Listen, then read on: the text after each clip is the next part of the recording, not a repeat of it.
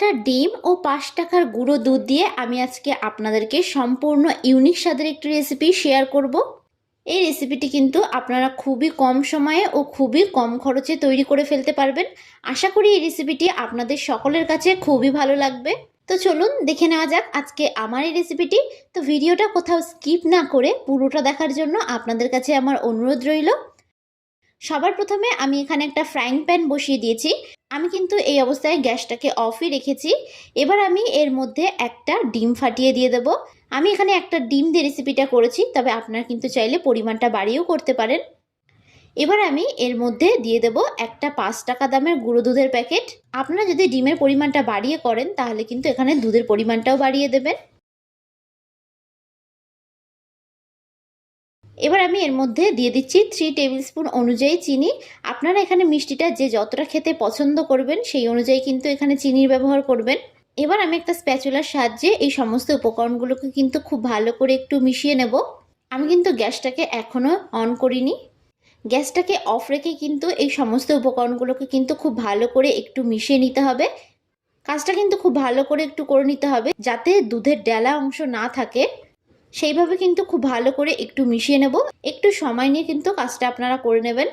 তো দেখুন খুব ভালো করে কিন্তু আমি এগুলোকে মিশিয়ে নিয়েছি। এর মধ্যে কিন্তু দুধের কোনো ডেলা অংশ বা লাম্পস নেই। ঠিক এই রকমভাবে কিন্তু কাজটা আপনারা করে নেবেন। এবার আমি গ্যাসটাকে অন করে দেব। গ্যাসটাকে অন করে নিয়ে আমি আবারও খুব ভালো করে একটু নাড়াচাড়া করে নিচ্ছি। আমি সবসময় ঘরে থাকা উপকরণগুলো দিয়েই রেসিপিগুলো তৈরি করার চেষ্টা করি যাতে আপনাদের রেসিপিগুলো তৈরি করতে কোনো অসুবিধা না হয়। তো দেখুন এটা কিন্তু অনেকটাই ঘন হয়ে এসেছে। এবার আমি এর মধ্যে অ্যাড করে দিচ্ছি সুজি। আমি এরকম একটা ছোট বাটি মেপে হাফ বাটি পরিমাণে সুজি দিয়ে দিয়েছি। এবার সুজি দিয়ে গ্যাসের ফ্লেমটাকে আমি মিডিয়ামে করে দেব। এবার এটাকে খুব ভালো করে আমি একটু মিশিয়ে নেব। আমার এই ভিডিওটা আপনাদের কাছে কেমন লাগলো অবশ্যই কিন্তু আমাকে কমেন্ট বক্সে জানাতে ভুলবেন না। আর আপনারা কীরকম রেসিপি দেখতে চান সেটা যদি আমাকে কমেন্ট বক্সে জানান তাহলে কিন্তু আমার রেসিপিগুলো তৈরি করতে খুবই সুবিধা হবে। তো দেখুন সুজিটাকে কিন্তু খুব ভালো করে নাড়াচাড়া করে আমি একটু মিশিয়ে নিয়েছি। এবার আমি এর মধ্যে দিয়ে দেব জল। আমি ঠিক যতটা পরিমাণে সুজি নিয়েছি ঠিক ততটা পরিমাণে কিন্তু আমি জল দিয়ে দিলাম। আপনারা বাটি মেপে জল ও সুজিটা নেবেন, তাহলে কিন্তু কাজটা করতে কোনো অসুবিধাই হবে না। গ্যাসের ফ্লেমটাকে কিন্তু আমি এই অবস্থায় মিডিয়ামে রেখেছি। এবার খুব ভালো করে নাড়াচাড়া করে আমি সুজিটাকে একটু রান্না করে নেব। যতক্ষণ না সুজিটা একটা মন্ড আকৃতির তৈরি হবে ততক্ষণ পর্যন্ত কিন্তু সুজিটাকে খুব ভালো করে একটু রান্না করে নিতে হবে। আর এটা করতে কিন্তু খুব একটা বেশি সময়ের প্রয়োজন হবে না। তো দেখুন সুজিটা থেকে কিন্তু জলটা প্রায় টেনে এসেছে। আর সুজিটা কিন্তু ঠিক এইরকম একটা মন্ড আকৃতির হয়ে গেছে। ঠিক এইরকম মন্ড আকৃতির সুজিটাকে কিন্তু আমাদেরকে করে নিতে হবে। এবার আমি গ্যাসের ফ্লেমটাকে অফ করে দেব। এবার অন্যদিকে আমি একটা বড় মিক্সিং বোল নিয়ে নিলাম। এবার আমি এই সুজির ডোটাকে এর মধ্যে দিয়ে দেব। এটাকে কিন্তু হালকা একটু ঠান্ডা করে নিতে হবে, তবে খুব বেশি কিন্তু ঠান্ডা করবেন না। তো দেখুন এটা কিন্তু প্রায় ঠান্ডা হয়ে গেছে। এবার আমি এর মধ্যে অ্যাড করে দিচ্ছি 2 টেবিল স্পুন অনুযায়ী ময়দা। এবার ময়দা দিয়ে এই সুজির ডোটাকে কিন্তু খুব ভালো করে একটু মেখে নিতে হবে। আবারও বলছি সুজির ডোটাকে কিন্তু একেবারে ঠান্ডা করবেন না। আপনারা হাতে যতটা গরম সহ্য করতে পারবেন সেই অনুযায়ী কিন্তু সুজির ডোটাকে ঠান্ডা করে খুব ভালো করে একটু মেখে নেবেন। ঠিক এই রকমভাবে কিন্তু খুব ভালো করে আমি একটু মেখে নেব। আমার এই ভিডিওটা যদি আপনাদের কাছে ভালো লেগে থাকে তাহলে অবশ্যই একটা লাইক করবেন। আর যারা যারা আমার চ্যানেলের নতুন বন্ধু তারা অবশ্যই আমার চ্যানেলটি সাবস্ক্রাইব করে দেবেন। আমার ভিডিওর আপডেট সবার আগে পেতে পাশে থাকা বেল আইকনটা ক্লিক করতে ভুলবেন না। আর যারা যারা ফেসবুক থেকে দেখছেন তারা রনিতাস ফুড প্লাস পেজটিকে ফলো করে দেবেন। তো দেখুন এটাকে কিন্তু খুব ভালো করে আমি একটু মেখে নিয়েছি। তবে আপনাদের কাছে যদি ডোটা খুব নরম মনে হয় তবে আপনারা কিন্তু এখানে চাইলে আরও একটু পরিমাণে ময়দা দিতে পারেন। তো ডোটা কিন্তু খুব বেশি নরমও হয়নি আবার খুব বেশি শক্তও হয়নি। ঠিক এইরকমভাবে ডোটাকে একটু মেখে নেবেন। এবার এটাকে আমি ঢাকনা চাপা দিয়ে 15 মিনিটের জন্য একটু রেস্ট রেখে দেবো। তো 15 মিনিট পর আমি ঢাকনা সরিয়ে নিলাম। তো এটাকে আমি আবারও একটু খুব ভালো করে মেখে নিচ্ছি। তবে খুব বেশি কিন্তু মাখার এখানে প্রয়োজন নেই। এবার এটার থেকে আমি দুটো লেচি কেটে নেব। একটু বড় বড় করে কিন্তু লেচিটাকে কেটে নিতে হবে। আপনারা কিন্তু দেখে বুঝতেই পারছেন আমি কীরকম আকারের লেচি দুটোকে কেটে নিয়েছি। এবার লেচিগুলোকে হাত দিয়ে এরকম করে একটু গোল করে চ্যাপ্টা করে নেব। এতে রেসিপিটা তৈরি করতে কিন্তু অনেক বেশি সুবিধা হবে। তো দেখুন দুটো লেচিকে কিন্তু আমি একই রকমভাবে তৈরি করে নিলাম। এবার অন্যদিকে আমি একটা চপিং বোর্ড নিয়ে নিয়েছি। এবার আমি এর মধ্যে একটা লেচি নিয়ে নিলাম। এবার এর উপর থেকে আমি বেশ খানিকটা পরিমাণে ময়দা দিয়ে দেব। ময়দা দিয়ে এটাকে খুব ভালো করে একটু কোট করে নেব। একটু বেশি পরিমাণে কিন্তু ময়দা দিয়ে আমি লেচিটাকে বেলে নেব, নাহলে কিন্তু লেচিটা বেলতে গেলে লেগে যেতে পারে। সেই জন্য কিন্তু একটু ময়দার পরিমাণটা বেশি দিয়েই বেলে নেবেন। এবার এটাকে আমি বেলনির সাহায্যে খুব ভালো করে কিন্তু বেলে নিচ্ছি। এটাকে কিন্তু খুব মোটা করেও বেলবেন না, আবার খুব পাতলা করেও কিন্তু বেলবেন না। তো ঠিক এইরকমভাবে আমি এটাকে বেলে নিয়েছি। এবার এখানে আমি একটা ছোট গ্লাস নিয়ে নিয়েছি। এরকম গ্লাস কিন্তু আমাদের প্রত্যেকের বাড়িতেই থাকে। এবার এই গ্লাস দিয়ে আমি এটাকে চাপ দিয়ে দিয়ে ঠিক এইরকম গোল গোল করে একটু কেটে নেব।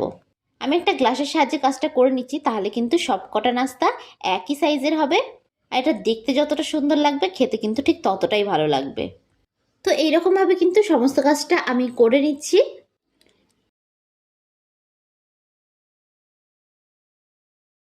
বাদবাকি যে অংশটা আছে সেটাকে কিন্তু আমি ফেলে দেব না, এটাকেও আমি লেচি করে বেলে নেব। তো আরও একটা আমি আপনাদেরকে তৈরি করে দেখাচ্ছি। একই রকমভাবে কিন্তু আমি এটাকেও তৈরি করে নেব। আমি এখানে কাজটা একটা ছোট গ্লাসের সাহায্যে করে নিচ্ছি, তবে আপনারা যদি চান রেসিপিটা আরও একটু বড় করে বানাতে চান, তাহলে কিন্তু যে কোনো বাটির মাপ করে কেটে নেবেন। আপনারা এই রেসিপিটা অবশ্যই বাড়িতে একবার বানিয়ে দেখতে পারেন। এই রেসিপিটা একবার তৈরি করলে কিন্তু আপনার কাছে বারবার রিকোয়েস্ট আসবে, আর বিশেষ করে বাচ্চারা কিন্তু এই রেসিপিটা খেতে খুবই পছন্দ করবে। তো সবগুলোকে তৈরি করে আমি তারপরে আপনাদেরকে দেখাচ্ছি। তো দেখুন এখানে কিন্তু সবকটা নাস্তাকে আমি তৈরি করে নিয়েছি একই রকমভাবে। আর এখানে সামান্য ময়দা ছড়িয়ে আমি এগুলোকে রেখে দিয়েছি, যাতে একটার গায়ে একটা লেগে না যায়। এবার অন্যদিকে আমি একটা কড়াই বসিয়ে দিয়েছি। কড়াইটাকে আমি প্রথমে খুব ভালো করে একটু গরম করে নিয়েছি। এবার আমি এর মধ্যে দিয়ে দেব বেশ খানিকটা পরিমাণে সাদা তেল। তেলটা কিন্তু এখানে একটু বেশি পরিমাণে আপনাদেরকে দিতে হবে। এবার গ্যাসের ফ্লেমটাকে আমি হাইয়ে রেখে তেলটাকে খুব ভালো করে একটু গরম করে নেব। তেলটা কিন্তু খুব ভালো করে গরম হয়ে গেছে। এবার আমি গ্যাসের ফ্লেমটাকে মিডিয়ামে করে একে একে এই নাস্তাগুলোকে দিয়ে দেব। আমি কিন্তু সবগুলো নাস্তাকে একেবারে দেব না, আমি এখানে 3টে করে নাস্তা দিয়ে দিচ্ছি। তো এবার এগুলোকে খুব ভালো করে আমি একটু ভেজে নেব। এপিট ওপিট করে কিন্তু আমি খুব ভালো করে এগুলোকে লাল লাল করে ভেজে নেব। তো দেখুন নাস্তাগুলি কিন্তু ঠিক বলের মতন ফুলে উঠেছে। তেলটাকে ভালো করে গরম করে নাস্তাগুলো দেবেন, তাহলে দেখবেন নাস্তাগুলো খুব ভালো করে ফুলে উঠবে। তো দেখুন খুব ভালো করে কিন্তু ভাজা হয়ে গেছে। তো এবার এগুলোকে একটা ছাঁকনির সাহায্যে তেল থেকে আমি অন্য একটি পাত্রে তুলে নেব। বাদবাকি নাস্তাগুলোকেও কিন্তু আমি ঠিক একই রকমভাবে ভেজে নেব। তেলটা যদি খুব ভালোভাবে গরম হয়, তাহলে কিন্তু সবগুলো নাস্তায় একেবারে বলের মতন ফুলে উঠবে। আর এই সম্পূর্ণ কাজটাই কিন্তু আমি গ্যাসের ফ্লেমটাকে মিডিয়ামে রেখেই করে নেব। হাই রেখে ভাজলে কিন্তু বাইরে থেকে কালার চলে আসতে পারে, আর ভেতর থেকে একটু কাঁচা থেকে যেতে পারে। তো আমার এই ভিডিওটা যদি আপনাদের কাছে ভালো লেগে থাকে, তাহলে অবশ্যই একটা লাইক করবেন। আর যারা যারা আমার চ্যানেলে নতুন বন্ধু, তারা অবশ্যই আমার চ্যানেলটি সাবস্ক্রাইব করে দেবেন। আমার ভিডিওর আপডেট সবার আগে পেতে পাশে থাকা বেল আইকনটা ক্লিক করতে ভুলবেন না। আর যারা যারা ফেসবুক থেকে দেখছেন, তারা রনিতাস ফুড প্লেস পেজটিকে ফলো করে দেবেন। তো ভিডিওটা শেষ পর্যন্ত দেখার জন্য আপনাদেরকে আমি অসংখ্য ধন্যবাদ জানাই। তো দেখুন এগুলো আমার তৈরি হয়ে গেছে। তো এগুলোকেও আমি অন্য একটি পাত্রে তুলে নিচ্ছি। তো দেখেই নিলেন খুব সুন্দরভাবে তৈরি হয়ে গেছে আমাদের নাস্তার এই রেসিপিটি। তো দেখুন এগুলো কিন্তু একদম ফুলকো ফুলকো হয়েছে, আর এগুলো খেতে কিন্তু অসাধারণ লাগে। তো আপনাদের কাছে আমার রিকোয়েস্ট থাকলো এই রেসিপিটি বাড়িতে একবার হলেও তৈরি করার জন্য। আর একবার এই রেসিপিটি খেলে আপনাদের বারবার খেতে ইচ্ছা করবে। তো আজকের মতন আমি বিদায় জানালাম। আবারও হাজির হব আপনাদের সামনে নতুন একটি রেসিপির ভিডিও নিয়ে। আশা করি আপনারা সকলে ভালো থাকবেন, সুস্থ থাকবেন। ধন্যবাদ।